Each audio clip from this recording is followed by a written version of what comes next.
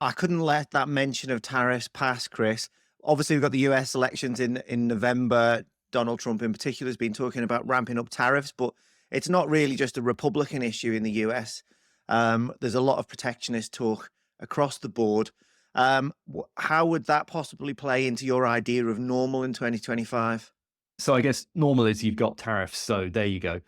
What I would say is the issue with tariffs isn't the tariffs themselves, it's the uncertainty that goes with it. A lot of our customers in both logistics and amongst the cargo owners will say, we don't care what policy is, as long as we know what the policy is.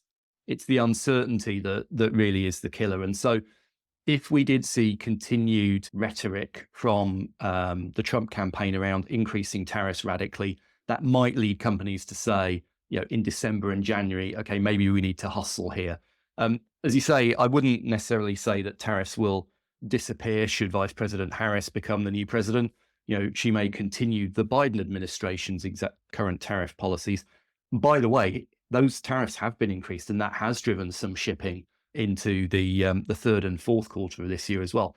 I would challenge the concept, though, that we will definitely have more tariffs in the future. Former President Trump is the arch deal maker, so tariffs will be used as a threat but might not be executed upon. Vice President Harris has talked about the potential to export American values around the world. One way to do that is via free trade deals. So that may bring tariffs down, if anything. We try and be hopeful at S&P Global. So we hope that there will be a breakout of peace and less trade protectionism, but I don't think you necessarily want to bet the farm on it. We do love an optimist on the Freight Buyers Club, Chris. But Trump has mentioned 65% import tariffs and a universal import tariff across the board, which no doubt would prompt a huge retaliation from the European Union, from wherever. That's a bit different than keeping things as they are, or maybe rowing back as you're hoping that Harris might do. Yeah, absolutely. And I think an important point on what former President Trump has said is the numbers keep moving, right? So, it's going to be 60%. I'm more concerned against China. I'm more concerned about what might happen with other countries. As you say, the EU would probably retaliate if a 10% across the board tariff was put in place.